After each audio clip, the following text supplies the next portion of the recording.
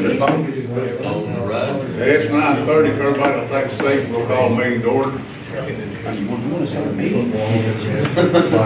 Might as well, huh? Okay. You just got this one fixed. I guess you got that, thank you. I'll call the meeting to order. Make note that the posting of this meeting in the time for the manner required, and that all members of the court are present. It is 9:30 a.m. on Monday, November the 27th, 2017, and this is a regular scheduled meeting. At this time, if it's convenient, if you'll all rise, Commissioner Lyle, if we will, get your invitation. Yes, it's great. Father, we just come before you just right now. We just want to thank you and praise you, Father, for another day. Father, we just ask, Lord, that you be with us this day in the courtroom. I just pray for wisdom and guidance and direction in all that we say and all that we do, Father. Father, we just ask that you continue being with the Moody family, Father, the lost and the loved one, Father. I just pray, Father, that you just wrap your arms around them, Father, and just comfort them during this time, Father. And Father, we just ask you, Lord, that you just continue being with our country, Father, be with the officials, both state and federal, Father. I just pray, Father, for wisdom and guidance and direction in all that they do, Father. Father, forgive us, we fail you, ask in your precious name. Amen. I pledge allegiance to the flag of the United States of America and to the republic for which it stands, one nation, under God, indivisible, with liberty and justice for all. Honor the Texas flag. I pledge allegiance to thee, Texas, one state, under God, one and indivisible. Thank you very much. We'll please be seated. Item number 3 on our agenda is public comments and announcement presentations. The first thing we've got noted is an item that we didn't necessarily get on the agenda. Just wasn't anybody here to put that on there right at the end of the day on Wednesday, I believe. But Wayne Peters with the Young County Rural Volunteer Fire Department about a radio tower. He wants to give us a little information about it. I had enough of these to go around, and I don't now. Amy may have one. Here's one. Yeah, here's, Okay, yeah.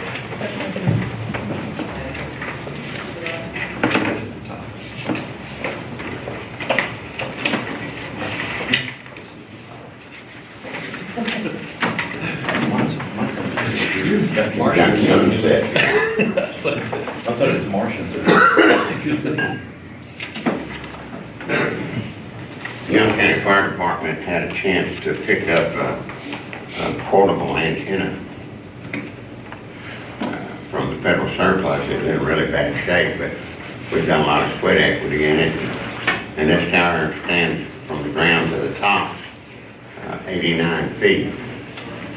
And Commissioner Sykes asked me earlier what the wind load was, and I don't know, but we've got a guide for 130 miles an hour wind.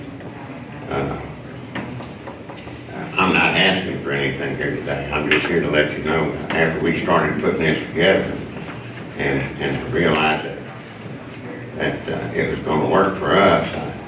This was a good opportunity to offer it up to you guys if you wanted to get in on the tower. And if you look at this coverage map, Motorola generated this for us, and if you'll see there, it says VFD 75. Travis, do you have this map?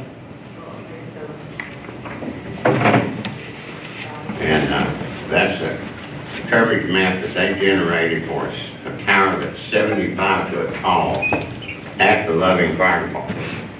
And if you look, the red and the orange are guaranteed, not if they're such as it is, that handheld radio standing outside of a vehicle can hit that tower. And the green area is the same thing except if it's blocked by trees or whatever else. And if you look on the very eastern edge of the county, that Prado Valley is a shadow there. And handhelds will not talk from down in that hole to this town. But after we looked at it, we thought this would cover most of our area and the problem that we're having with communication with Northeast Young County. So we decided to just go ahead and do that. And we already have the elevated anchor points there. We have the tower spotted, it's broke over, it's not standing up. We have a building already built, we have a slab poured behind the Loving Fire Department station to take that building, and we're in the process of wiring the building in and insulating it and air conditioning. We've got all that stuff down at Salt Creek Fire Department. And we're building, we're wiring it so that there'll be enough capacity and outlets for another radio system if y'all want to put one in there. And it's on our property, and so that's just up there. Our property is in Loving Fire Department or Loving Fire Young County Rural? Loving Fire Department. And we have applied for radio license, and the cost to do that's $1,000. And I thought, while we were doing all this, if y'all were interested, it'd be a good time for you to apply for a radio license if you wanted to. And for $1,000, then when we go to reprogram our radio, we could do it all at once instead of making 2 trips later on. Also, this is a non-climbing tower. You can't climb this tower. Everything has to be put on it while it's laid over. And we bought the antenna and the cable already for ours, and that cost $1,600 for a 20-foot high-gain antenna, omnidirectional. And so I'm recommending, if y'all ever plan on using that site up there, to go ahead and buy an antenna and cable, we can put it up the same time we put out. And that's all I know. And we already have our antenna and cable. And this is another thing for y'all to think about. We have a mount for our ladder truck, and we can put that antenna up with the cable. Anywhere you can drive a ladder truck to, we can put that radio antenna up 80 feet and test it. So if you've got any locations that y'all want to test, now'd be a good time to do it. We'll do that just whenever it's convenient for everybody. Won't charge anything. Up until we put our tower up, and then when we do that, that antenna will be available. Do you plan on this being a mobile tower always, or do you plan No, we're planning on it being a permanent tower? permanent, a semi-permanent, because one of these days when we have some more money, we're going to want to put a Ron 45 tower up there. And at that time, when we get ready to do that, we're probably going to hit you guys up for a portion of that tower that came up that the sheriff's office was talking off of. It's piled up behind the sheriff's office right now. I think there's 150 foot. But we can't put 90 foot up with our footprint at the Logan Fire Department. Won't let a guy out anything taller than 90 feet. So with that, when we get to that point, we'll probably ask y'all for 100 foot of that, 10 foot buried in the ground, 90 foot up, and then we'll erect it. But we don't have the money to do that right now. And the terms that we have for this mobile tower, when you buy anything from the federal surplus, we have to keep it in service for a year. And then we can do anything we want to after that. We gave $2,000 for this tower. And we spent about $1,000 repairing it. A lot of sweat equity in there, but we're planning on a year from now selling that tower for about $28,000. That'll give us enough money to erect another tower. So you don't plan on having it but more than a year or two? That's our plan right now, but that depends on fundraising. We may not have enough money for 3 or 4 years. I don't know.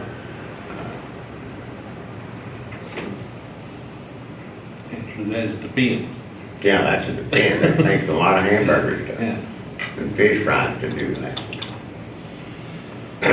Okay, we'll, got anything else, Wayne? I don't know, but y'all got any? Well, I'd like to invite you back to our next meeting and get you on the agenda so we can ask you questions. That'll be on the Well, 11th, maybe, when? 11th of December. If I'm in town. I understand. That's a long time out for Coming up you. in Oklahoma. I understand. Yeah, and some of the questions you're gonna ask might be better fielded by Dwayne. And we might ask Dwayne to come down also. I don't know. Yeah, that'd be good. We appreciate you bringing this to us. Okay. Okay.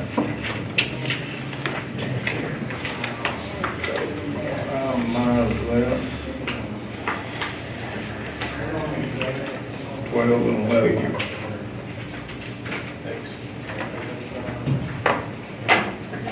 Okay, I've also got on here a statement of financial position, adult probation. I think they've been doing this. I don't know that anybody might want to talk about this. Do you want to say anything about this? No, they just wanted that to be in our records and. I think they've been doing that the last couple of years, Yes, sir. offering us a financial statement. Yes, sir. It's included in your packet. Also, November the 30th, 2017, Christmas stroll and lighted Christmas parade here in downtown Graham, around the square. I believe it starts at 5 o'clock on the square. Is that correct? Yes, sir. There is a program that will start at the gazebo, I think at 6 o'clock. And then the parade will start at 7. There will be 2 stages, one here on the northwest corner and one down on the southeast corner. The Chocolicious, Junior High Chocolicious contest will be in front of the Chamber of Commerce. There will be free food on the northeast corner and on the southwest corner. Will there be any special event like the ice skating rink or anything like that? There will not be, no. However, Walmart is sponsoring a lighted Christmas display special for the stroll at where the old law enforcement building was on that lawn.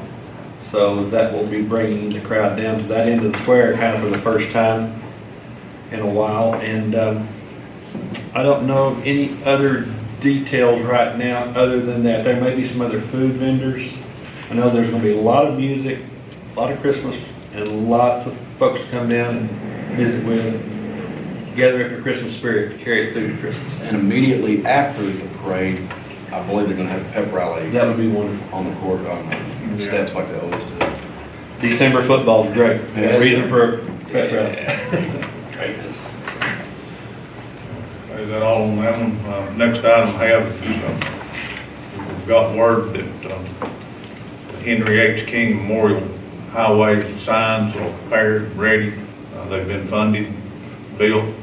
Tentatively, the VFW post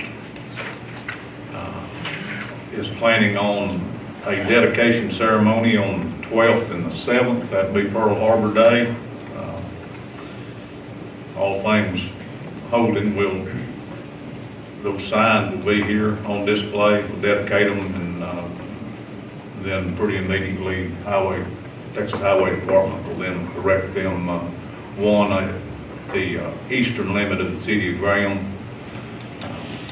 headed east, and then the other at the western city limits of the city of Bryson, coming back to the west. So sure would like to get that known and out in front.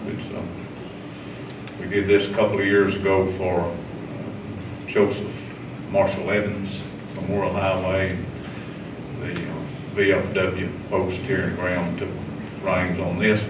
It's kind of a long process. It was started back in the 84th legislature, but we didn't get that in time for the process to get going. So they did approve it on the 85th early on, and the VFW funded it. Pearl Harbor Day, December the 7th, around noon time.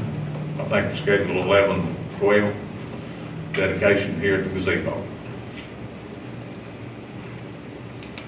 Anything else that we need to bring up in this? Okay, item number 4, consider county clerk minutes from previous meetings, November 13th and the 22nd respectively. Are there any additions, deletions, or corrections? So moved on both parts. Second. Have a motion by Commissioner Wiley, a second by Commissioner Rogers to approve those minutes as presented. All in favor? Aye. Carried, 5-0. Item number 5, consider treasurer's financial report. Do you have anything on financial report this? I have them ready, but we're still waiting for juvenile probation to receive their money from the state to reimburse us for September salaries, and then we'll be able to close. We don't have anything else to pay, do we? I know I only have 18 vouchers today. And then we'll be ready to close the year. And We don't have any pledges either, do we? No, but I did get notice from the bank that their outside auditors said they were over pledging our account. So they were going to reduce it the next time they send out the securities pledge. They're going to ask us to release a few. No, I don't think, she just said, I don't know if they have to release anything, but they're not going to pledge as much as what they. Okay, we'll take that up in next meeting, the 11th. Yes. No action. Okay, item number 6, consider auditor's budget amendments and vouchers payable. I have vouchers. No amendments? No, sir. That's good, usually. It is usually. And I just have FY 18, and there is a Don's butane including in this run. Total for the day is $75,967.22, and out of just the general fund is $44,836.96. So moved. Second.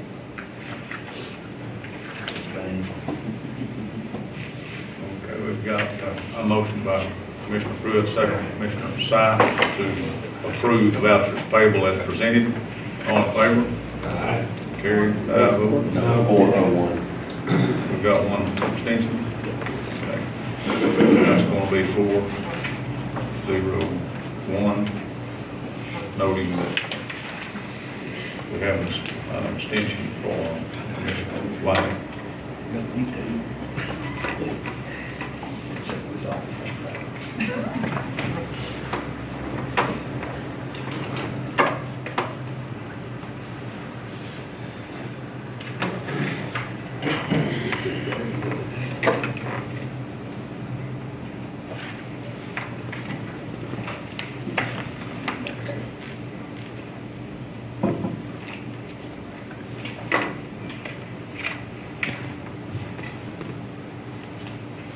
Item number 8 is discuss or consider sheriff's office vehicle replacements. Number 7. Uh, 7. Oh, excuse me. Yeah, 7. Consider Young County Appraisal District ballot, and cast our votes. We've got the ballot here from the appraisal district. They have 5. Jake Bailey, I think that's a nominee to replace Mark McClellan. Darby Brockway, who was previously on it, as was C.T. Burkett and Ben Wilson, and then our nominee is Mike Sipes. We've got 1,585 votes to cast. We can cast all for one or split them up. Any way we want to do that. What would be the reason for splitting your vote? Did the hospital Excuse me? give theirs? What would be the reason for splitting your vote? Well, Did the hospital give theirs to Jake Bailey? we were eligible to nominate And the city gave theirs an RV. we could nominate a person for each one of the positions if we chose to. Or we can, we just nominated one, and that's been customary the last several years. There was a time when we did split all of our votes up between other entities to kind of better equalize the representation. But that, about 10 years ago, came to an end.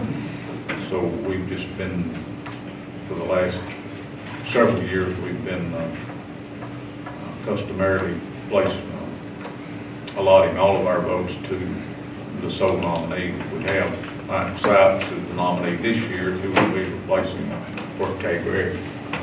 I move that we put 1,585 votes to Mike side. No, second that.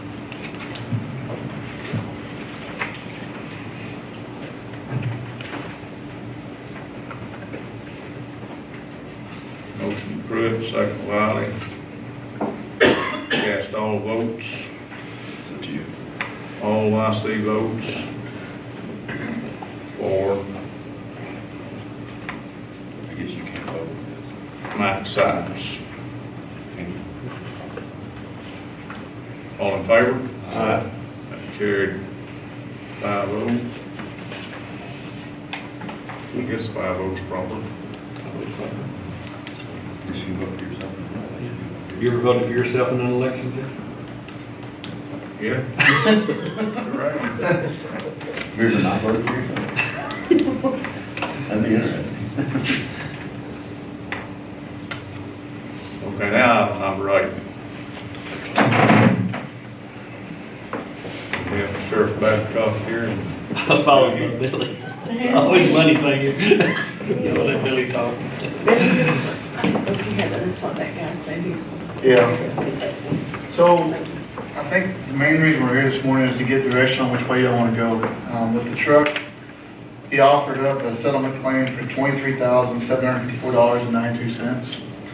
Payoff on it right now is around $22,004, so it's not a whole lot above it.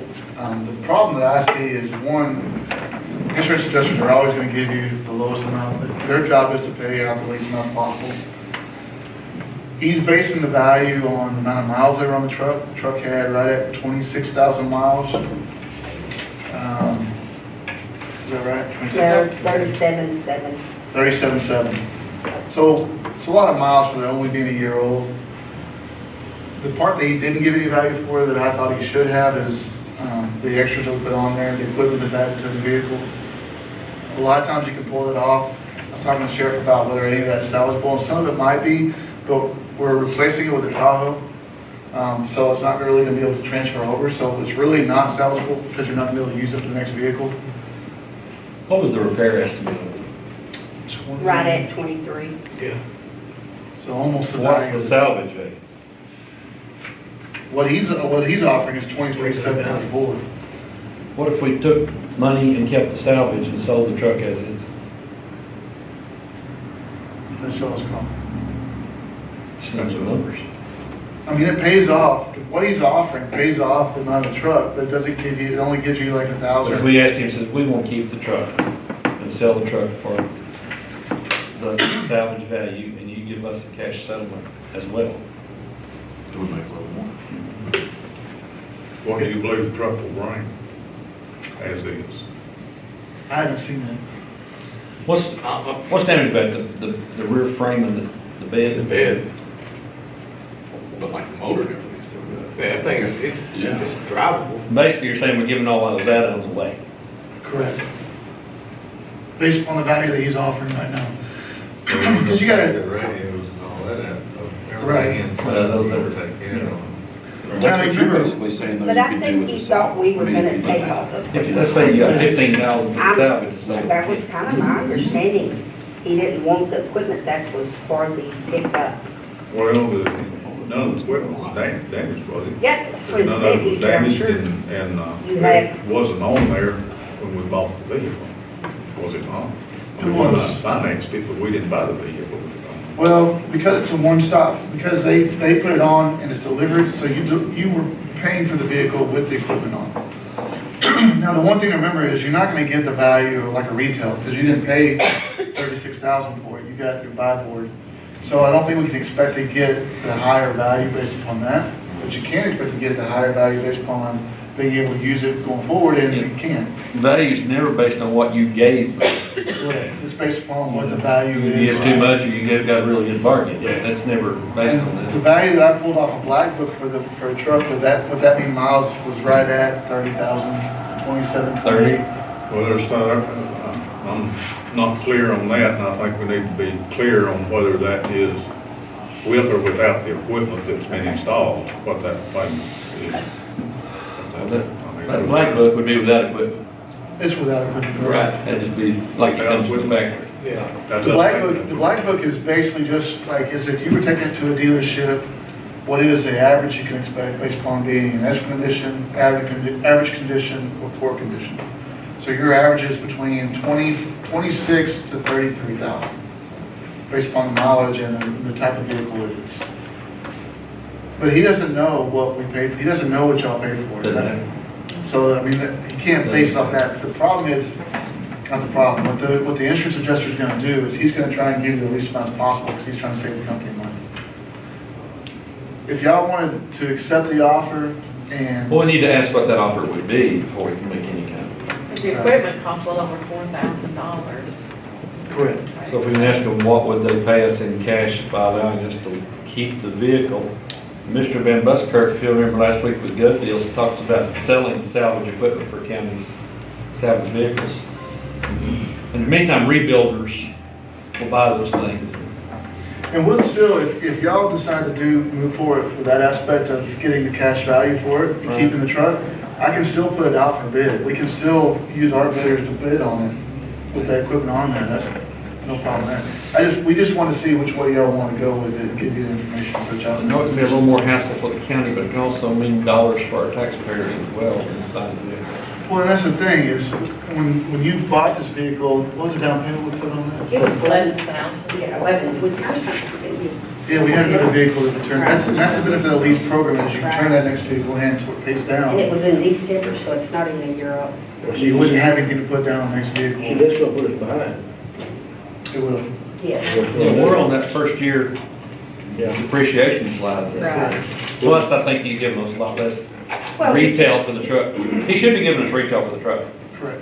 In my opinion, you should. He Well, said, but you got. in my 30 years of insurance, he should. Yeah, Right. you have a big diminished Yeah. value. You might have a little experience with this. Absolutely, Okay. absolutely. But And, the more he values it, the more likely he's gonna want us to fix it, if it's gonna be fixed for that No. 20,000. No, not necessarily. No, 60% is about where they draw the line. But he's not gonna give us a big check and then expect. You'd be surprised if they, I've seen it happen before. Yeah, they don't want the liability side of it. They want the And that's- side of it. And that's what we sold him on. Hmm? If we want it, We're not gonna get liability. We're not gonna keep it. We're not keeping it. Our deal is when. We don't want it in our When you fleet. get the big check from Lynn, we'll turn around and resell it to somebody else, give them a chance to offer. We Dude, get another they- $10,000 out of it. Yeah, the motors. We're not talking about keeping it. That's what I'm saying, we can get 10,000. no, more I know, out of I it. mean, but On sell top it of to it, somebody else, what I that guess they'll know does, what's wrong that with puts it. us back where we was. We'll have the insurance adjustment sheet to Right. hand up. Here's the Cost cost. effective, we Right. The motors were too. keep the vehicle, or are they gonna, What you think? or are they gonna K&K buy? Motors makes a living I on don't it. know. Yeah. That's, Won't be I that would much. defer to Commissioner Sykes on that from him being You'll an get it insurance rebuilt for background. 30,000. I can tell you that you're gonna have time. Like, you know, if we, whatever replacement vehicle, I think he's talking about Tahoe, it's gonna be 2 to 3 months before we get that vehicle in, unless we can find one that's on the lot now. It's still gonna be 6 to 8 weeks because we gotta order the equipment. So we have time. So you can go back to them and do the cash value and try and get, and then we can get bids on it. We can do all that and then apply that to the next car. So we have time to do all of it. The thing is, I mean, You sorry. need that car ordered. Correct, that's the thing is, Is he sure? we have a clock ticking, and it's gonna take time to get that replacement vehicle for him. Well, the ordering of the car is incidental. We're talking now about what we're gonna do about how to pay for it. Right, We're gonna have the vehicle. you're gonna have the vehicle. If we don't do what we're gonna do, we're gonna be behind a year. Yes, sir. More than a year. And Billy does do a good job of finding people to buy them, because he did that for me with our county trucks. He did a good job. Thank you. Got way more than that. But I think there's people out there that will take that vehicle And repair it. and repair it. Yeah. But we don't want, we're getting rid of it. We don't need somebody that's in the police force that knows what they do with that vehicle and take a chance on it. Correct. That's what That's works what for we me. don't need. No, That's we're not, not. because originally he was only gonna repair it, but we went back to him and told him, look, this is a liability, we don't wanna have deputies driving at 90 to 100 miles an hour with that frame being what it is. Well, you gotta understand that whoever buys this vehicle won't necessarily repair it to the degree that the insurance estimate was written, Correct. okay? they'll use a used bed and they'll do the best they can to make, it'll look good from 60 feet away. But that's their liability, not ours. It's like a ranch pickup or something like that. Exactly. Work pickup, yeah. A delivery, landscapers pick up, whatever. You know. But Marcia, she's done a good job messing with the. She has. Go twist them some more, Marcia. Yeah. Yeah, I told her, I said that actually. But, that's what I would vote for. But we need to move forward to get a sheriff vehicle. Yeah. All we'll have to do is you already made a deal with Dwayne to come take all of it out of the other one. Yes. And they think they put that in the Tahoe. Get it ready to As sell. soon as we get it here, we'll take it to them, they'll put it in. Have you got any idea what it costs for Tahoe? No, sir, I wanted to make sure that which way y'all want to go first fly. I think your resale value on the Tahoe would be better than pick up anyway. Be better, I think it's a safer vehicle. Exactly, that's what my concern is the safety for it. Yeah. It would be a better resale value. So y'all want to go back to the insurance, find out what the Yeah. cash value would be, See what and the- keep it? Yes, See what the salvage value, retaining the salvage would be. Okay. How big a check are you gonna give us if we keep the salvage? Do you want to do that, you want me to? Yeah, really. You need any help doing that? Yeah, well, Yeah, I'll forward that email to him and tell him we've met in court, and see what y'all decided to do, to see what the value will be for the salvage. Been through hundreds of these negotiations. Yes. Then we'll go ahead and start the order on the Tahoe for the replacement for this vehicle. Good deal. Thank y'all. I think you, Well, they used to do that, then they've gone to where they're building them all, but sometimes I can find them where they've, like, either an entity is starting order and they back out of it for whatever reason, and sometimes there are some on the lot. So that's my goal, to try and find ones on the lot that get to them fast, because I know they're down, make sure they're in black, yes. He sent me a block. I didn't send you a white one, they sent a white one that was, but we had emails proving that we had said a black one, so we got that. But yeah, we'll get that order. I'll call them today and see what we got on lot, and see if we can get one out there. Do we need any official action on this today? no. Only kind of show. You don't. The only thing I guess we may need action on is the fact that we're changing from a pickup to a Tahoe, or give him authorization to go ahead and get the vehicle headed this way. No, I need authorization to get the replacement vehicle ordered. Yeah, I think that'd be proper action. Yeah, I move that we, until get a replacement vehicle order from the sheriff's I'll department. second that. We'd almost be wanting to go after them and say, you know what, really, you ought to pay us X amount a day for a vehicle that we don't have to be put on the line either, to be able to be used. There's other leverage points in that we could go after. They're gonna come back to that, and say, well, we made you an offer, all you gotta do is take it, and we'll end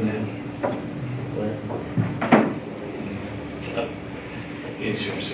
If you Yeah. want, that. Well, you gotta say that, he says, you know, you and I both know that pickup's worth more than that. Exactly. if you know, if you want to forward me an email to how it should be worded, and then I can turn around and send it from my email address, so that you know the correct wording to use and to deal with the Be happy insurance. to help. Okay, that'd be perfect.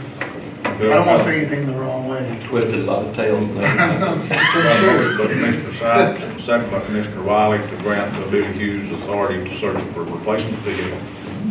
All in favor? Aye. Okay, carried 5-0. Thank you. Thank you.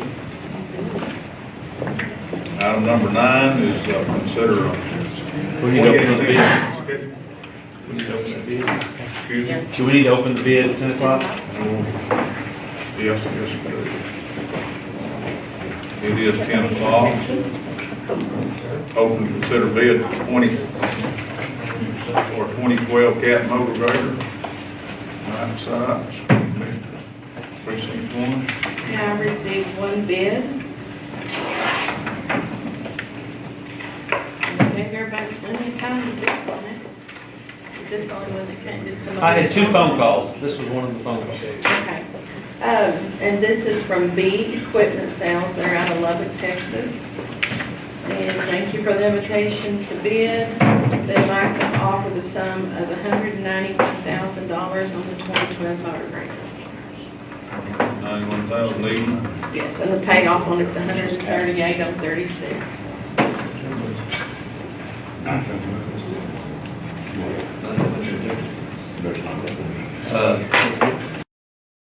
Yes. Thank you. Yes, you'll let me. I guess I'll let you in.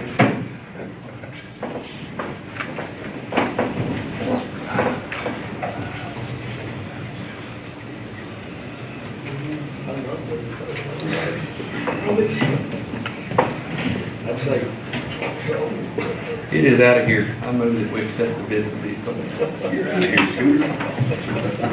Do you want me to call them and make arrangements to get everything? Yes, we can call them, or if they have any questions, have them call me and I'll do I'll. it. What was Cat's offer on it? $36,000 due at delivery and $20,000 a year. No, I mean, what were they gonna give you on? I don't know. Oh, you don't.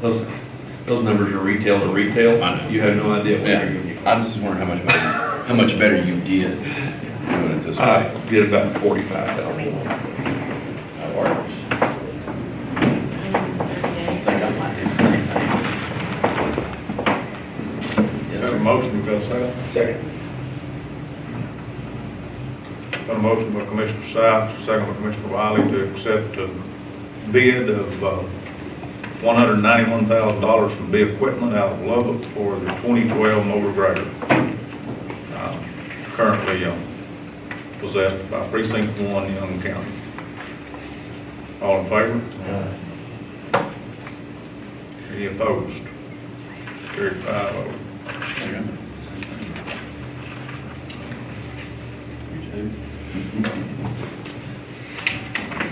I learned something about Item number 11 is consider requesting bids. Oh, wait, let's do 9. They're trying to rush y'all out of Oh. here. He is trying to get us out of here quick, isn't he? Well, I guess it's awful important to some of us, I guess. It is the sun. It is the sun. Item number How much time 9, don't I have to It work? looks good to me. I look- discuss and consider 2018 holiday schedule, of which I think there are 13 holidays, pretty well the same as were this next year. We'll have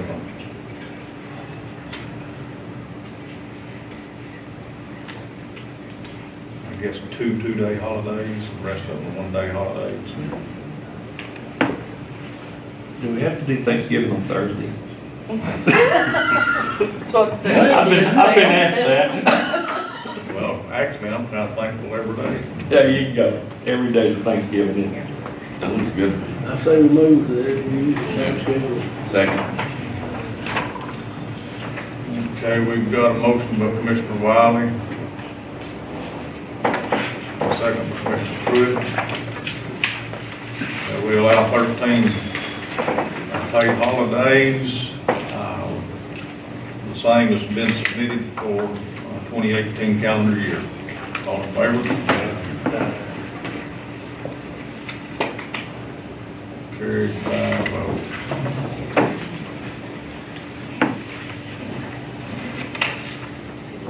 Item number 11 is consider requesting bids for fuel, tires, road materials, and culverts.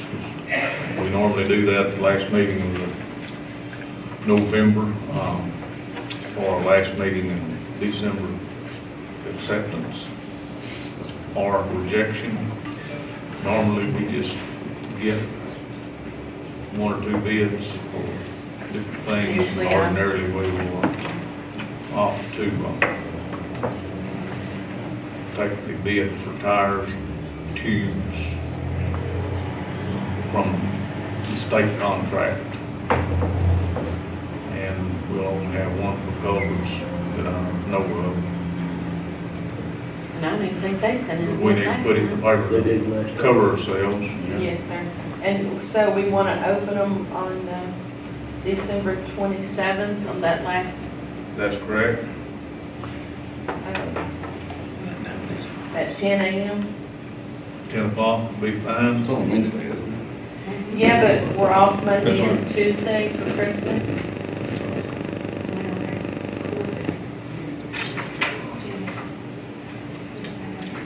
Day after Christmas.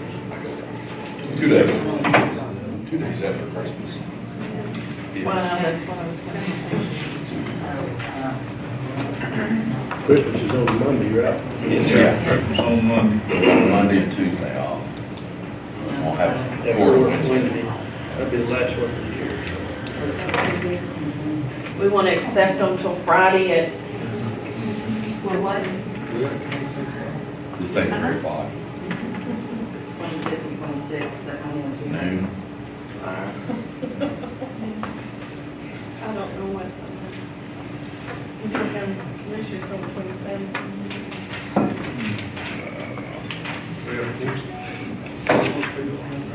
I saw that one, Helen. Yeah, that'll be open on the 27th, 10 a.m.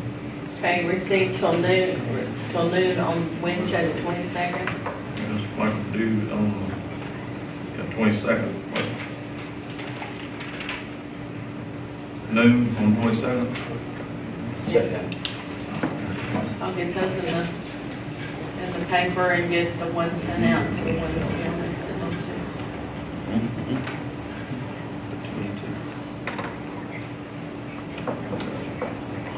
Who's gonna move that? So move. I'll say.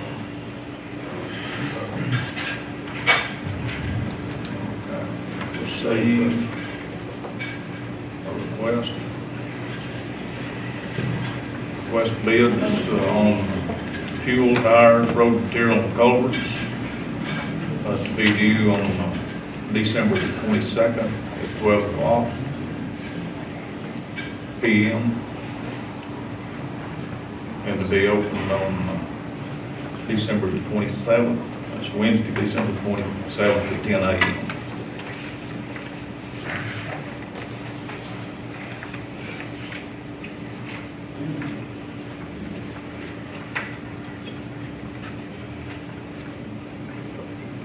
All in favor? Carried. Abstain. 4-0-1. No, Commissioner Wiley abstained from that vote.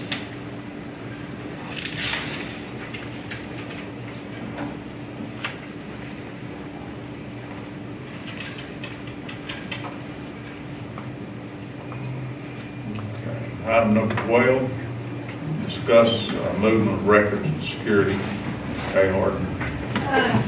I'm just letting y'all know what's happening on the records downstairs. Tomorrow, we're starting to move the records to the container. And we were gonna try to get the ring to do security on it, but after talking to Justin out at the trailer, he said that really didn't think that we needed it where we were parking it at. So I've got 2 commissioners and the trustees that are gonna be here tomorrow to help me start moving things out. And then the filing system is coming in the first week in December. And it should take 5 to 10 days. And I know I have 2 courts that I have to let them know about, making sure that we're not drilling or something in the walls. Next door to the JP's office, and I think we have a court here. I talked upstairs and I think they've got anything. So it should take 5 to 10 days to get this installed, and then y'all can come down and see. We need to bring anything but Brook Street. Brook Street's for tomorrow. What's that? No trailers, nothing like that. Yeah, well, I'm hoping to have a trustee trailer, but if you have an extra trailer, just a flatbed to bring it over, it would help, it would get the job done faster. But we need muscles, Yeah. we need a lot of muscle, that's all I can say. Just to let y'all know where we're at. Okay, no action required there. No,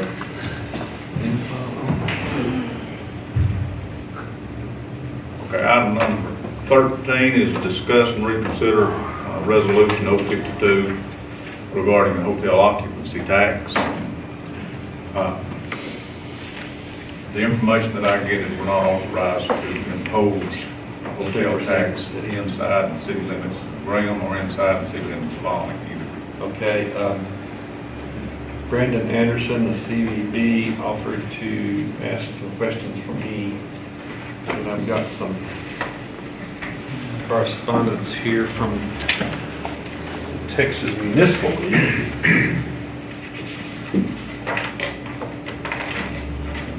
which I suppose is the tax for citizens. And it still leaves some questions.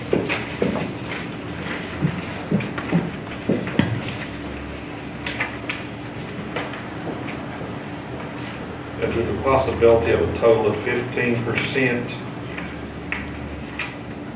maximum allowable to be taxed to cities.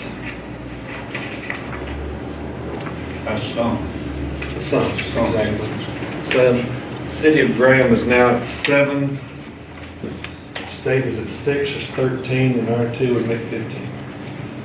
We're not authorized to do that where a city is collecting the tax, is imposing the tax.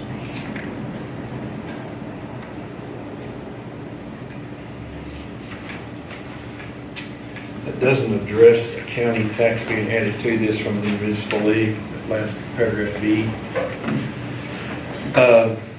There's some more inquiries being made about that specific situation. So, until we get an answer to that specific question, I would like to add to the amend the resolution as last time,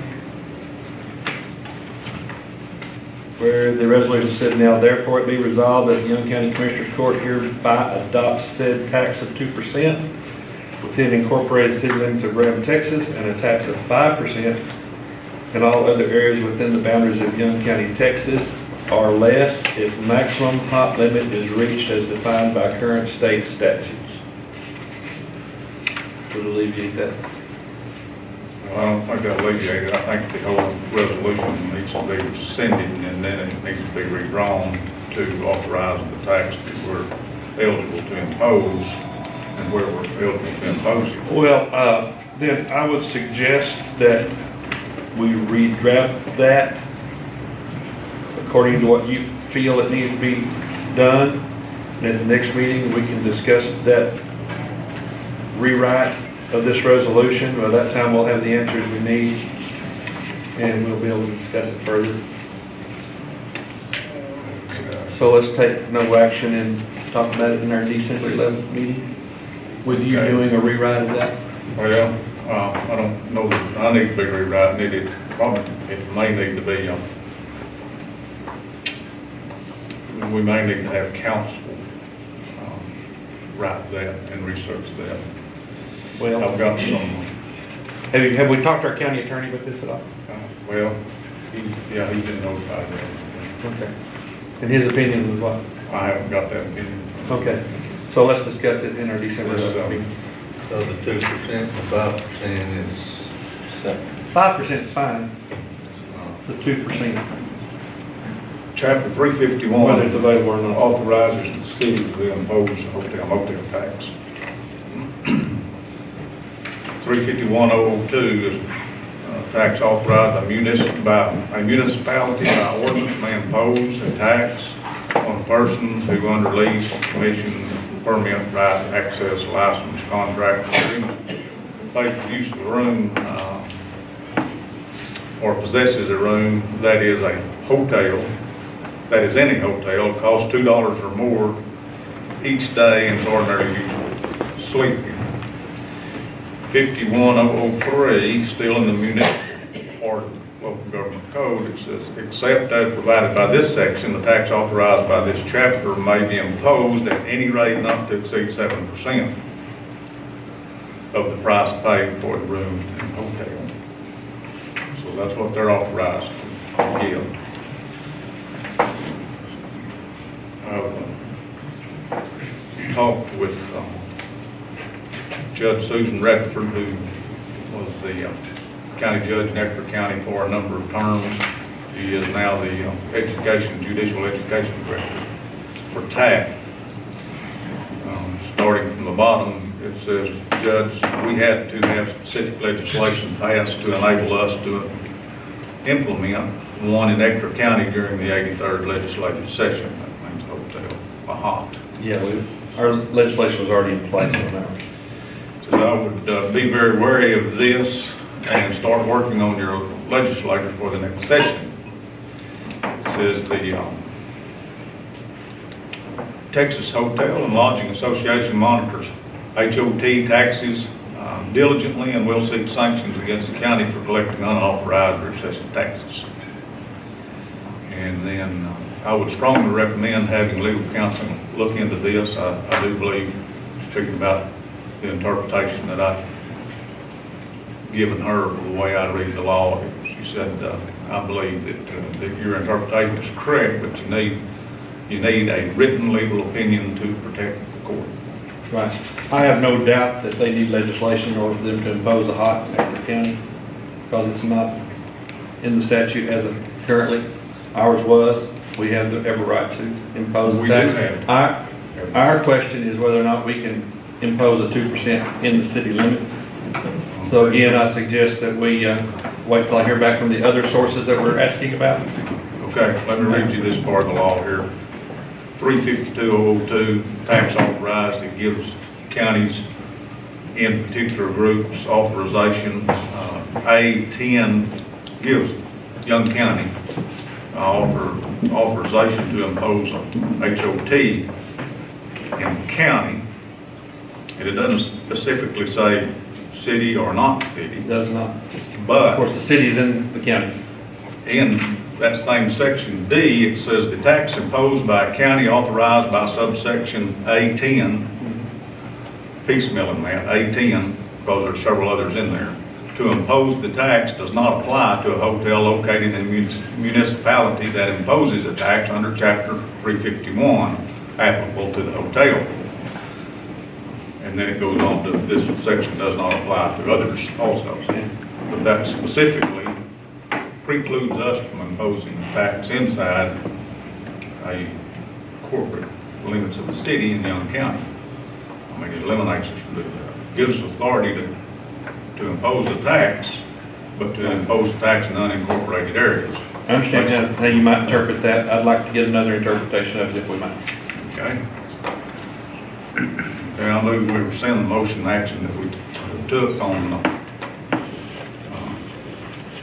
the 13th of November regarding the hotel motel tax as stated. So I think that action needs to be rescinded. Can we not continue with the 5% in the county that was made in that resolution?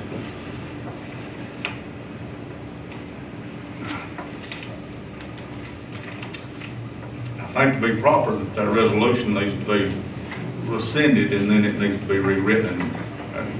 And it can be written, you can rewrite it, and all that if you wish to, or we can see. Like I said, this resolution that we're using here was written by legal counsel. I know it was, but it was written specifically and specially for Cook County. I mean, it's been modified in a place or two to state where this is Young County, but this is not Young County. This is pursuant to an amendment that was made to the tax law in the 85th legislature, and it was made specifically. Well, all resolutions and contracts are written specifically for the group that's aimed at. I mean, so these changes are not illegal changes, they're not improper changes. The only problem with them may be that 2% within incorporated city limits of Grayling Okay, just may not be used. let's rescind what we did last time and have to rewrite that resolution and resubmit it. Rather than amend it. I'd say so, yes. That's my recommendation anyway. I'll second that motion. I didn't like it. to Is that begin motion? with. I That motion? stated it in the I motion. didn't vote for it to begin with. Remember that. Well, I was reluctant to do it, but it's not that I'm opposed to the hot. It's just, it's something that needs to be. That needs to be. Looked at. Why are you against the state? The 2%, and we don't know for sure if the 5% is even accurate or not. Do what? I'm not sure that the 5% is even accurate or not. Nobody on the course convinced me of that yet. The statute in the state tax code says it is. Gives authorization. You got some other We can, handouts here. we can impose a tax, it states it pretty clearly. Yes, that's clear. inside of Young County in unincorporated limits within Young County. If section D, subsection D wasn't in there, we could, if there was anything left, we could come into the city. Now, there's not anything left because we're under the 13% rule. Now, there's some specific counties that are under the 15% rule. Right. And there's some counties that are under the 17% rule. Inside the ETJ is 15%. I thought we were 50% from what this. If we want to impose a tax, if we impose a tax of 7% in the unincorporated areas, and the city of Graham or the city of Onley wants to come into their, impose one in their ETJ, then they're eligible for 2 cents. That would move that to 15 cents. If we don't assess anything in there, then, and they come in and do the full 7, we're still at 13% in the ETJ, but we're only talking about the ETJ. We're not eligible because of subsection D, we're not eligible to come inside the corporate limits and impose a tax. Again, I think that the question is whether it's a 13 or 15% is limit on that. And I would like to get that answer through the Texas Municipal League, if I might, before we rescind anything. That's on my position. Give every chance for success for the reason that we're doing this to be successful. Well, I agree with that, yeah. Find out if it's the 13 or 15%. Well, that's what this is right here. That's what This is a population under 35,000. Yeah, 35, yeah. I understand that. And you've got a motion on the floor to rescind this The municipality can trump that if they do it first. I believe when we voted on this, The city surely thought that they had room for the 2 cents. they did. But at the same time, when we voted on this resolution, we also said that if it didn't work on 2 cents, all we had to do is go back and modify that. Sure.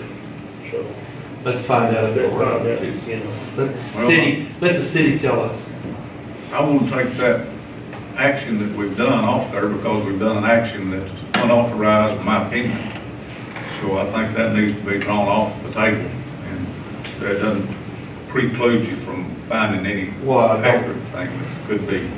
Then let's take the 2% out.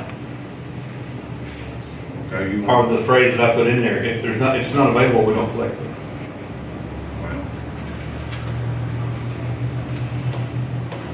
well, I think we ought to withdraw the action that we took, and that's the motion. Second on that motion, and then we need to proceed from that point on. Has anything been started on this? Yes, that email I gave you came from Brandon Anderson Friday, and he's discussing exactly what the definition of that 15% is. But I mean, the 5% when we were talking about in here. 5% is okay. That's okay, but is anything started on that as far as? No. No. That's not okay on the city of Almy. It's not okay on city law. Okay. That's my understanding. City hall is not gonna pay anything, it's not, right. We're not gonna ask them to pay it either, so. It pretty plainly says in there that state, local, and municipal taxes won't be more than 13%. That's the original law whenever it was amended to be put in there. Now, there've been certain sets of counties that have been specifically legislated to where they've got an additional 2 cents on there, and there's a 15%. And then there's been another set of counties that's specifically in there at 17%. State, local, and municipal. There's one county, El Paso County, that's at 17.5 because they had all theirs in place before any of these laws were created. Yeah, we had this discussion when we first brought it up 2.5, 3 years ago. So I'm pretty confident that we're sitting here with 13% cap. And it's like stained, like it's very stained, plainly that 7% is to the degree Sure. taxes can be imposed. You surely are okay to interpret it that way and see it that way. I just would like to, like I say, get another answer or two. And our county attorney has not weighed in on it to you yet. Let's wait for his, try to have it by next meeting also. But you got a motion on the floor. That's that. All in favor? Aye. All opposed? Motion fails. We still got an illegal, resolution that we have imposed tax illegally. Sure, we can. Yeah.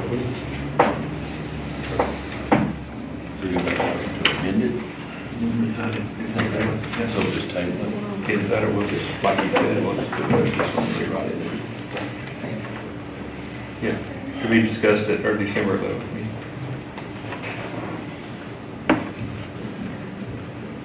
I would request this be put on our agenda for the December 11th meeting to discuss. Oh, it'll definitely be on there. Thank you, sir.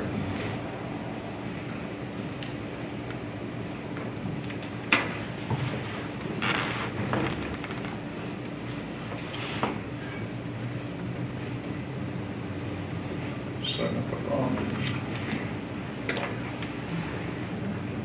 Oh, yeah, she shot. Hey, she was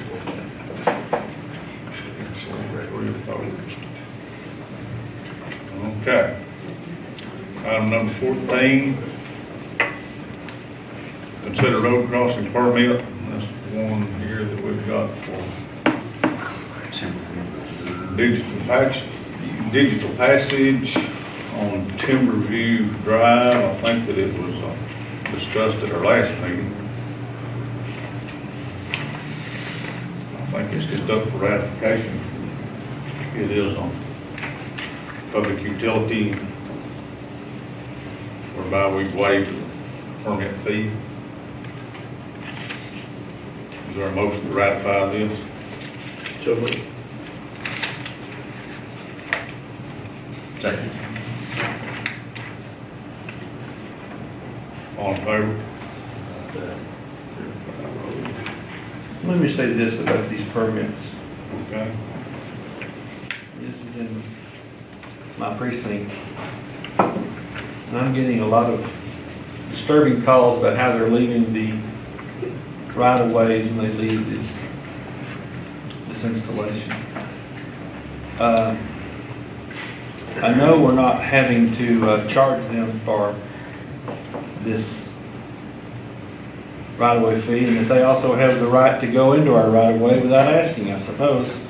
All we're asking for is to notify where this crossing is as a notification.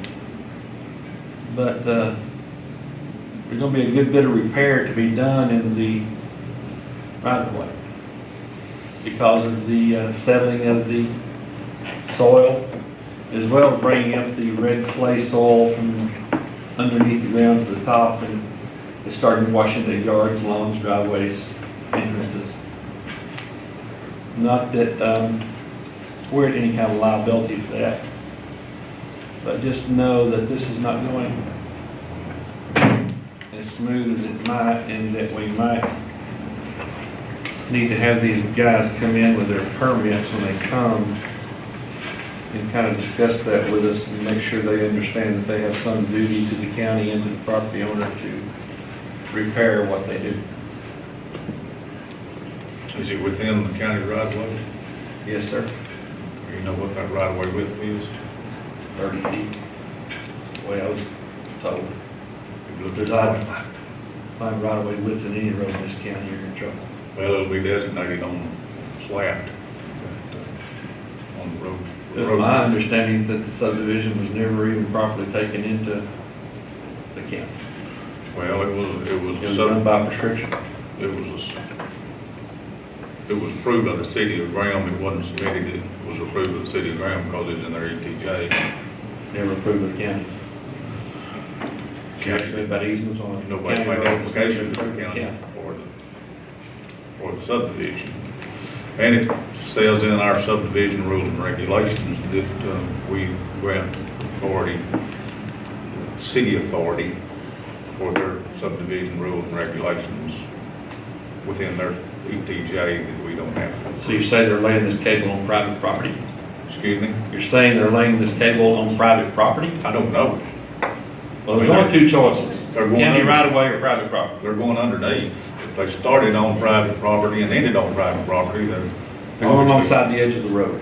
Okay, well, I'm asking you if you know what the roadway width is, what the right of way width is. I don't know Well, it'll anyone, I don't know anyone that can tell me.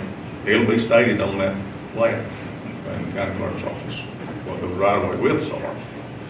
Obviously, the county, if it's done damage to county right of way, it's subject to recover damages, which probably takes a suit to do that. Public utility. Either way, the property owners are upset that their property is being messed I up. understand that. Okay, I'm just reporting that to this court to know that these permits go beyond just cutting under a road, cutting across the road. Okay? What do you want to do about it? Make you aware of it. Okay, I'm aware. Very good.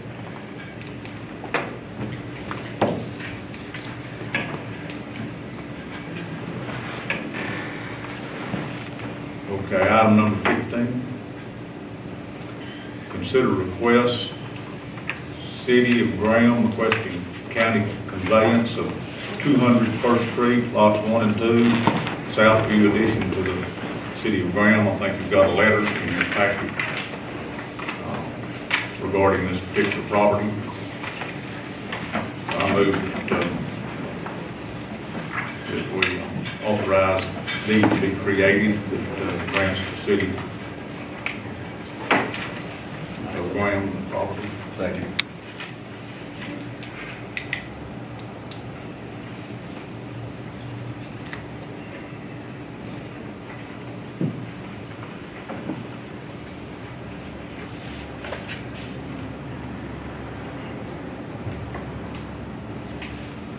I think the deed will be created by Pardue Brandon.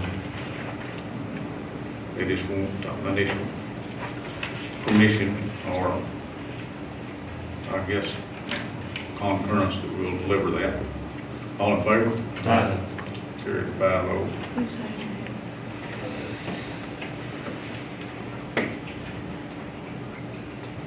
Item number 16, discuss resolution number 053, opposing any further reimbursement rate reductions to rural critical access hospitals. We've got Mike Hull here. Mike, would you like to address this? Just very briefly, in the tax reform bill that's going on in Washington, they're looking in all the shoe boxes trying to find a way to pay for this. And they pulled up something from, I think, 2011 under the Obama administration, where they were going to change critical access hospital payment rates on what we call skilled nursing. It's the entire critical access budget compared to the rest of the healthcare budget is 0.0001%. It's minuscule, and this is even smaller than that. However, it's huge for hospitals. It would be an $800,000 hit per year to our hospital, and most likely would put us out of business. So I've asked the judge to contact Representative Arrington and Kevin Brady. I did that also. Telling them, gentlemen, I appreciate what you're doing, but this is bad policy. So the judge recommended we do a resolution, and we'll send that to the representatives just to confirm this statement. Do you have this, did I send you this resolution? I have not seen it. Gentlemen, I'm going to ask all of you to contact Jody Arrington for the hospital. Everybody's voice counts. I've spoken to Jody's office and Kevin Brady, who's the chairman of the House Ways and Means Committee, U.S. House Ways and Means. That's what this conversation is going through right now, is the House Ways and Means Committee. And they expressed Mike's concerns and my personal concerns, but felt like this resolution coming from the court might weigh heavier than any And I individual. appreciate your comment, if all voices help, because there's not as many critical access, so the noise doesn't rise to the level as the hospitals in general, so the more voices, the better. But how many swing beds do we even have at our hospital? Well, critical access can only have 25 beds, licensed for 25. About 70% of our patient days over here are swing bed. So we're 30% acute, like the Brown Hospital has, but we're 70% swing bed. But we get paid differently, so it's. How many swing beds do we have? You didn't answer my question. Well, it depends.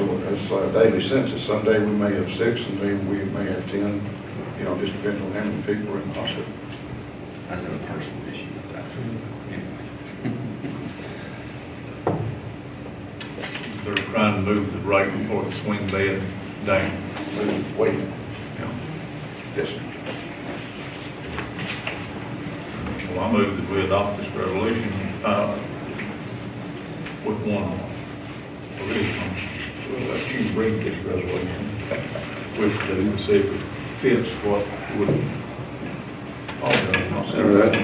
Whereas the great state of Texas is larger in counties, whereas the majority of Texas is still rural in nature, that's very good. The need for access to medical facilities is part of both populated areas, they are part of the urban and metro. Whereas rural hospitals have been disseminated by policies reducing Medicare, Medicaid, DISH Pro share adjustments, and other reimbursements to care for the indigent, whereas U.S. District 19 or 22 rural hospitals, many of them being critical access, very good, Joe.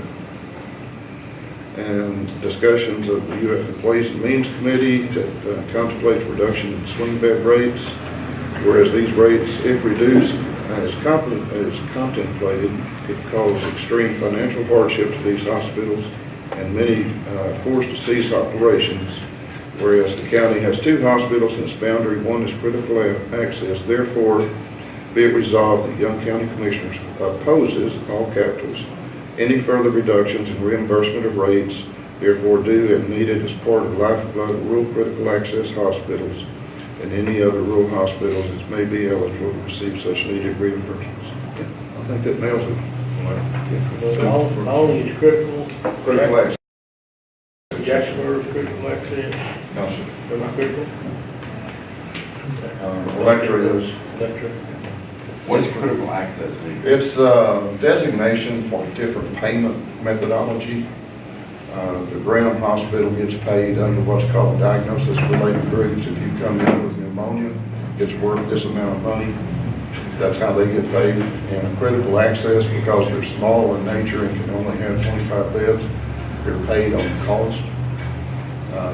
So if we have 50% Medicare patients, then 50% of our eligible cost would be reimbursed. So it's a different payment methodology. It's a better plan. Yeah, you got It used to be. You got a higher guaranteed Medicare, Used to be. right? Now, those dynamics are changing rapidly. But currently they are.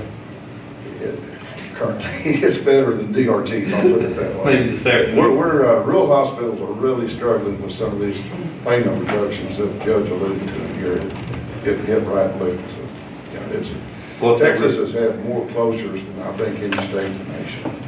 If they lower your payment to a critical care hospital, what will it do to a hospital that's not a critical care hospital? Well, they're struggling also. This particular resolution that Congress is looking at will not affect PPS hospitals, but it will affect critical access.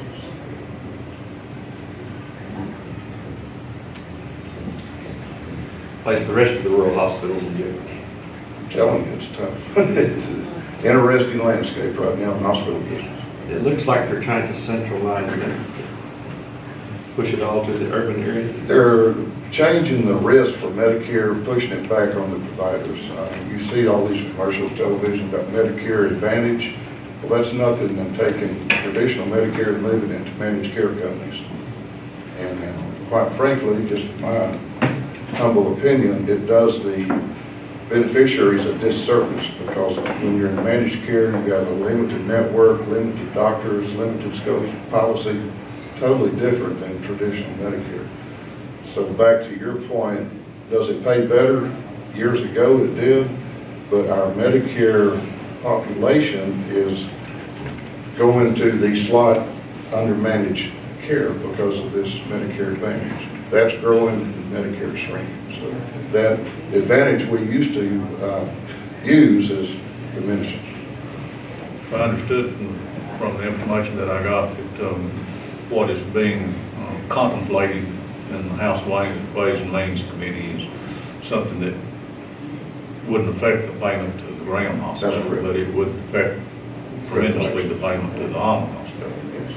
So, you know, it's pretty specific to the critical access hospital. Do you know how many there are in District 19? Not right offhand. There's no Think Allen, so. Hamilton, and Electra? In our immediate area, those are, There's 22 rural hospitals, some of them being clear. I think, Throckmorton is probably critical access also. Yeah, they are. Y'all just reclassified that about 10 or 12 years ago to make it critical care. When y'all something else, and then y'all declared it. It was longer than that. It was probably 20 plus years. Because they tried to close us down, Yeah. 15 years ago, whenever it was, reclassified so we could have different reimbursements. I move that we adopt this resolution that it be sent ASAP as adopted and signed to the office of Jody Arrington, U.S. Congressman, District 19, and to Kevin Brady, who is the chair of U.S. House Ways and Means Committee. I'll second that. Appreciate this court very much for supporting us, and Judge, if you'll copy me on that, I'll share it with our board this Friday at our board meeting. All right, gentlemen, appreciate your support. This Saturday, we're having an open house. We've expanded our clinic, recruited another doctor, so if you're in the area, drop by from 10 to noon, let us see you. Thanks, sir. All right, go ahead. Thank you. Who got the second on that? I did. All in favor? Aye.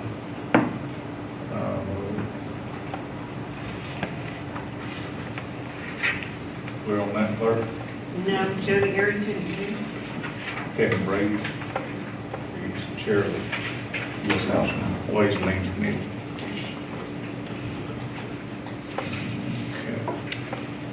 Okay. Item number 17 is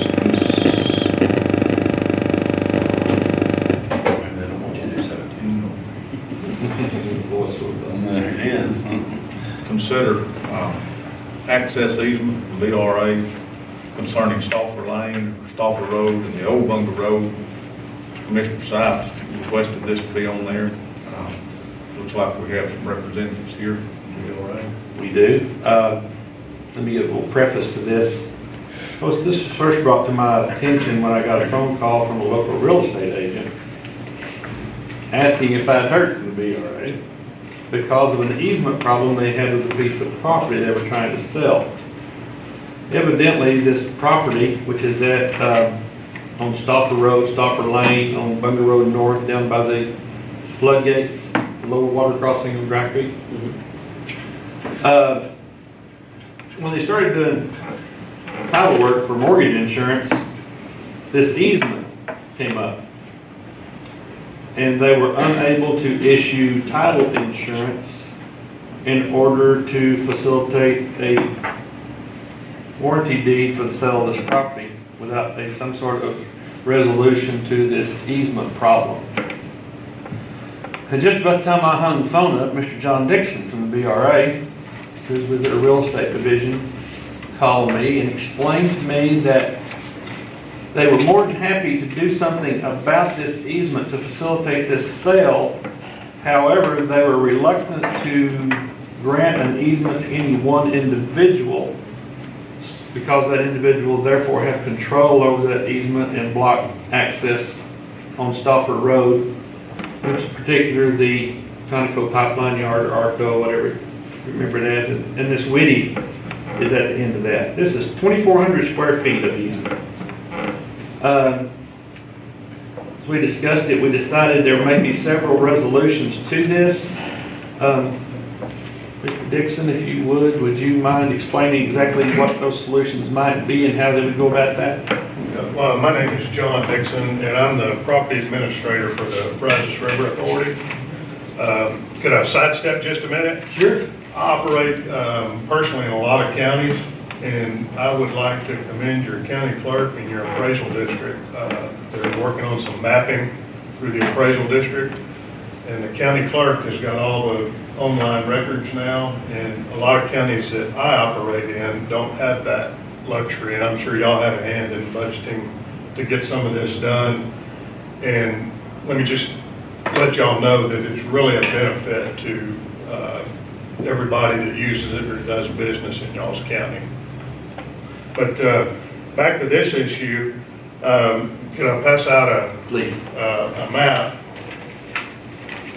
The Brazos River Authority acquired in 1939 some acreage right down along Dry Creek, right here. And you can see Bunger Road crosses that. Stopper Road right here comes off Bunger Road, Old Bunger Road, and accesses a Phillips 66 yard, and a Miss Whitty, or Witt, has some property back here. Her house was built in 1938, according to the records. And this access easement right here is just before the gates. And if the gates are shut and you're accessing down Old Bunger Road, and the gates are shut, if you want to turn around and back out, you'll come just down this. It's 25 feet by about 85 feet long is what we would like to have the county have an access easement on, which will allow these people access and allow people to turn around if the gates are shut in case of the flood, when the water gets up. Well, Mr. Dixon, why can't y'all do that? The Brazos River Authority, we would like to grant the easement to another public entity and allow the entity the right to people come down Old Bunger Road, that they can back up and turn around, and also provide these people up here with access. I don't see why we would need to be involved in that. It looks to me like the Brazos River Authority could accomplish that easily. You can attach that to the properties, where it doesn't belong to the person, it belongs to the properties, and they can be accessed. To attach it to each property? Yeah. Yeah. Yes, sir, I understand, and we would like to allow a public entity to. Well, I understand that, but there's not really I looked at that, and Mr. Sykes sent this out, and I can't really see a public interest here that we would have in that. Well, we don't need the easement. This looks like it's strictly to benefit a private entity, We're not really authorized to act in that way. mhm. Wouldn't that give the county control over that easement though if we took it? Excuse me? Wouldn't it give the county control over that easement if we took it? Well, It'd give them access to their property, but it'd give us some control over it. In case we had, say, an emergency situation at that low water crossing where there was a great many vehicles that needed to pass or turn around or what have you. The gates that have been installed in case Dry Creek goes up are right there. yes.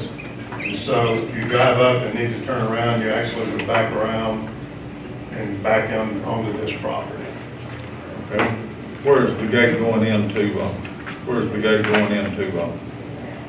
the old Arco or the Phillips 66 pump? There's no gate. Transfer. Well, that far into the road, isn't Is there room enough to turn around there now? I imagine the access easement goes right to the edge of Old Bunger Road right now. I understand that, but is there anything there preventing somebody from turning around there now? No, we don't have a fence that fences that out. But this part of the Arco Road is not what, the only part that we're asking the county to consider is 85 feet right here. Okay, I understand that, but I want to know what prompted this other than a real estate transaction that's between private individuals? I mean, the Well, county's not involved in that at all whatsoever. Yes, sir, and that's what brought it to our attention. Like I say, Miss Witt's house was built in 38, and we acquired the property in 39, and that's what brought it to our attention. Most of this, I think a good portion of this property, down here, at least below this pump station, is going to be probably in the 10-year floodplain, is it not? I'm sure that a lot of that property would be in the 100-year floodplain. So Why wouldn't we want that easement? why would we be interested? I understand, I'm asking the other side of the question. Why wouldn't we want it? Because it's strictly a private exchange there that somebody's needing, that Brazos River Authority, I don't know why they're not willing to attach it to a property or attach it to all the properties or make it to the public, easement open to the public. Was granted to the county, not given to the public? We really don't need it. I mean, why would we want that? Why would we want it? Simply because we may need it down the road, may want it down the road. It's not hurting anything, it gives public access. There's nobody arguing over whose easement that is, what it is, it's the county's easement. Well, they're right up against a problem somewhere. Where the problem developed? What problem developed here? The problem, BRA's property stops right here, and there's a 20-foot wide public access easement up to BRA, but you cannot get an easement over BRA or county property through adverse possession of any type. And so, when this was brought to our attention, we were looking at it, well, we don't want to just benefit one person, and our idea is that perhaps for safety, they have this as a turnaround when you have to shut the gates for a flood. And what could happen hypothetically in this situation then is if you was to convey that to the property owner, then that would give that property owner the right to put a gate at that entrance. You know, what one property owner, what we would convey would be an easement, just like we would do the county. We're going to retain ownership of the property. It'll be an easement. Okay, there's a simple cure to that, is you can create that easement as a right-of-way open to the public. And nobody can have it, control it. Public has absolute access. We've got some of those several things all over that's in some of these old subdivisions and some of these old right-of-ways, things like that. They've been dedicated to the use of the public. So the public can have access there if you wish. And that don't belong to anybody but the public until the subdivision or the right-of-way or whatever is conveyed back to the property owner. And that, is it a private road, or is it county road, or is it BRA easement? Well, it's BRA property, evidently. If it's given to the public for use? Acquired by eminent domain, I suppose, back there. Actually, I believe all this property was not through eminent domain. How did Brazos River Authority acquire it? We acquired it back in 1939 for when we were acquiring all the property for Possum Kingdom Lake. Okay. You didn't do it through eminent domain, it was all through private. I believe that these cells right here were through. Okay, so you own the property. Okay, you can dedicate some of that property to the use of the public.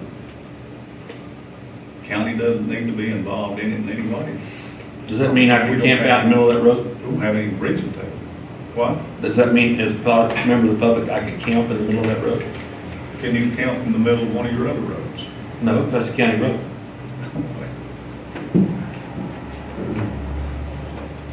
Are you looking after that road? No, sir. Is it on our Is it on our map? No, sir. Do you, or do you? That's another discussion. There's several things that aren't on my map, several things that are. Well, So if we grant the easement, we're gonna have to put it on our county roads. No. All four. No. it wouldn't be any difference, I mean, if we accept an easement from the VRA, then we can, I guess, control that in any way that we want to control that easement. I just don't see where you can't do the same thing. Well, and then where we can't, we don't need to be involved in it. I mean, it's a private issue. Well, when we looked at this and started examining all the different possibilities, and we're out there, we thought perhaps for a safety issue with the gates, y'all could use it. If you're coming down Old Bunker and the gates are shut, you turn around, you back right there. Okay, can they back there now?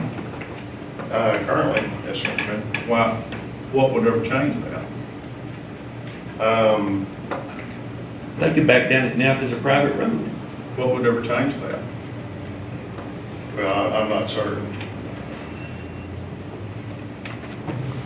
But this is a solution. What it's coming down to is there's an interest in there's a proposed sale. And that sounds to me like what the issue is that the title company won't insure the title to some property down there without some kind of access, permanent access, and I don't see why don't they have it now? Public access. Why don't they have access? That was a question I asked the realtor when I discussed this with them. This place has been sold so many times, why hasn't this not become a problem until now? And it seems like the past purchases have not required title insurance. So that in-depth title work has not been done on this property until now. It's either paid for in cash or financed without the.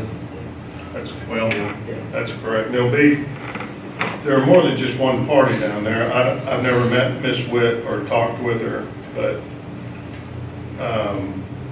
her house was built a year before VRA purchased that land, so, and I think she accesses down that way. And I just thought this would be a way to approach it. Well, I think it can be cured outside action of the court. I don't see where it can. I mean, it's just to be up to VRA doesn't want to give it to the public, they want to give it to the county or an easement. Who's the easement? This is 2,500 square feet, is there an easement there now? No.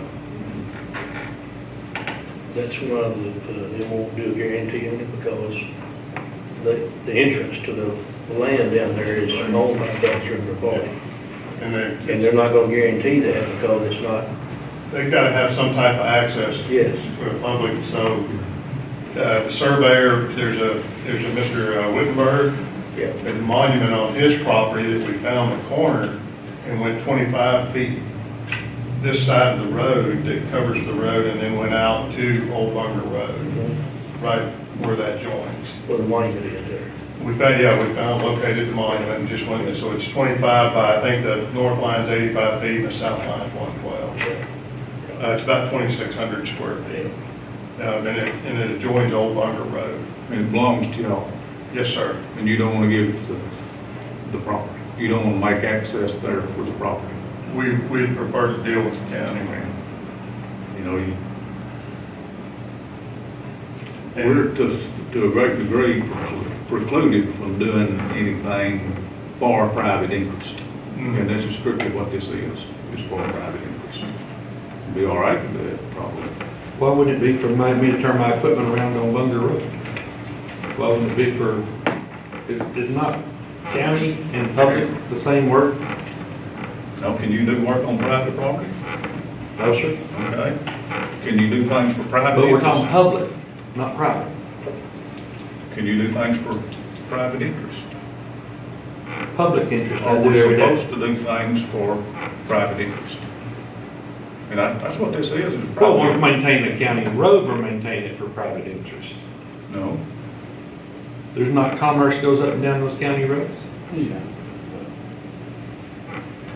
county roads are, Public. and we have stated that we have a public interest in all of the county roads that we're maintaining.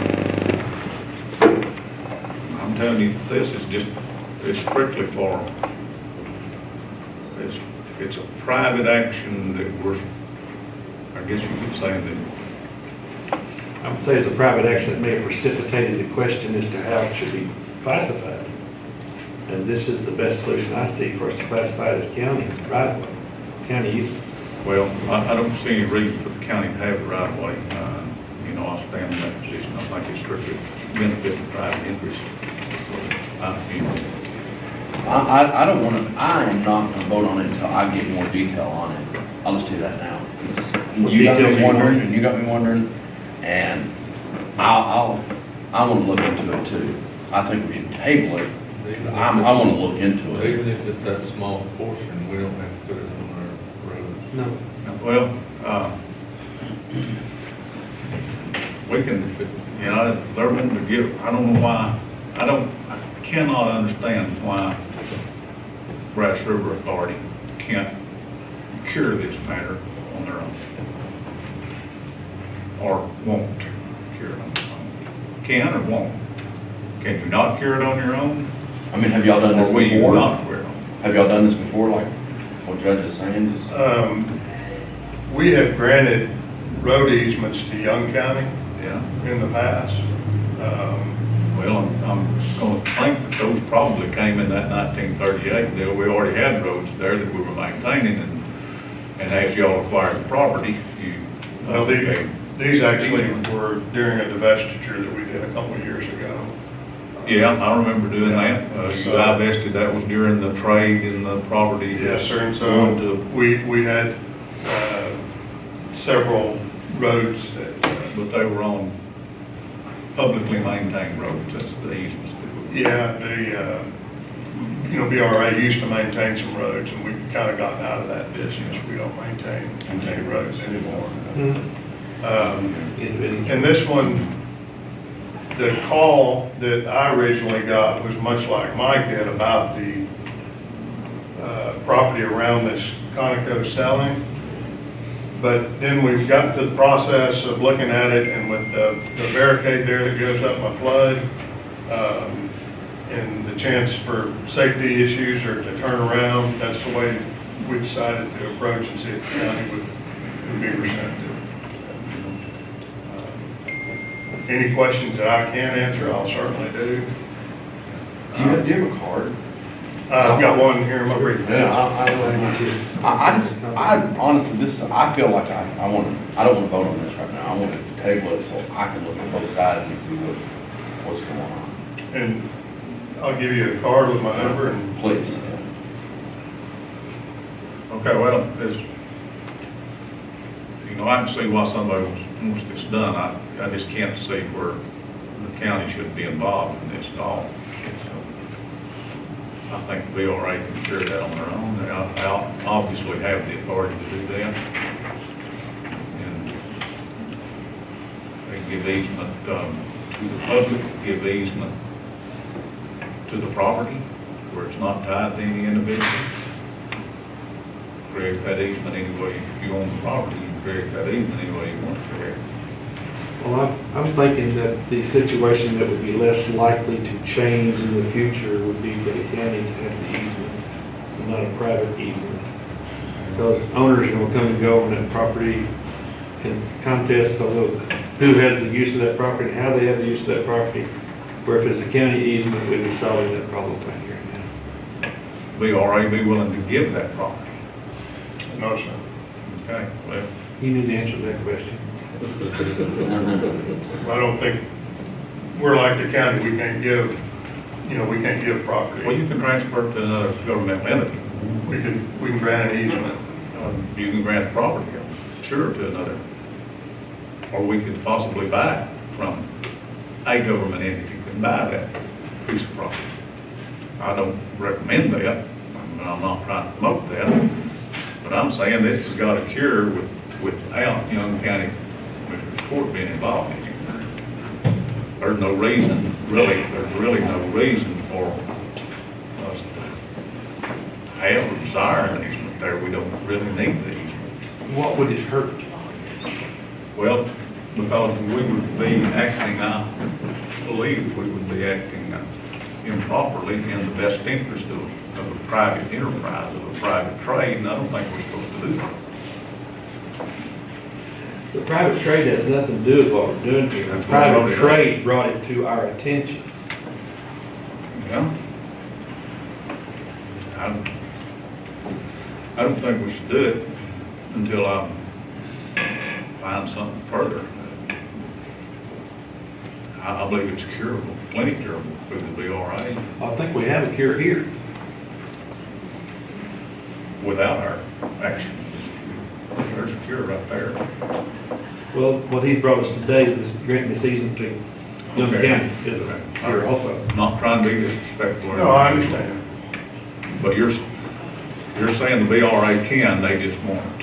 Well, BRA would like to deal with the Young County. And it gives y'all a, you know, if technically, if you stay within the boundaries of that road, this allows you to turn around, gives the public to turn around in case the gates are shut at flood. Okay, they can turn around after the gates are shut up. But, okay, who can cut that off? Well, if you technically, if you had to stay in the right of way of Old Bunker Road, when you turn around, That's more than the question. What could cut that ability off to back up in there and turn around now? a fence, BRA, Okay, is the BRA gonna fence it? you know, Okay. So we're looking at curing a title. well,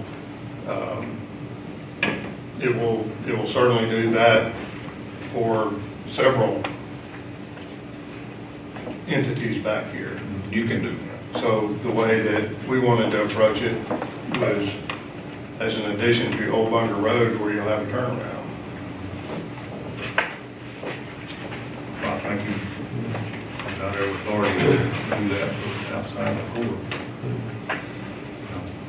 Sounds like BRA is not willing to do that without granting it to a public entity, that would be Young County. John, I think that we've got a solution here for what we've discussed. I understand the judge has an opinion, and they still require this court to take action on that. I believe that Commissioner Pruitt would like to put this off to another day, and he wants to talk with you, I'm thinking. I would get you a card. So, are you motioning that we table this? I would motion to table.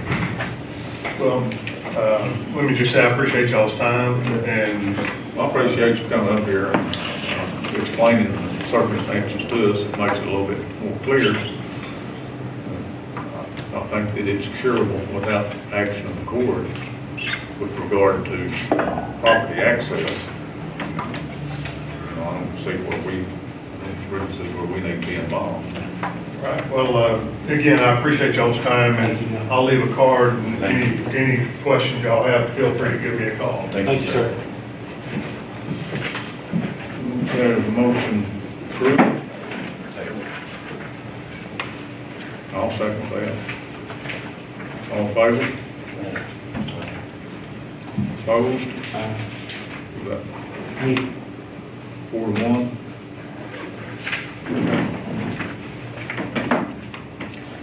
We need to do any action, there need to be any action on the burn restrictions. This is our last opportunity, is that correct, for New Year's? No, we'll have one more meeting. December 15th. All right, We better start getting some rain pretty quick. I might take I think December the 15th is the deadline on fireworks. Before it's getting dry. Well, I could use rain. Yeah. I'm with Stacy. I know what Stacy wants. Are you ready? No action on the burn ban? Okay, we're going to go into an executive session here You going into executive or break? Excuse me? Stacy's eyes are falling. Yeah, we're gonna break. Judge, thank you. Okay. Standing council. Hey,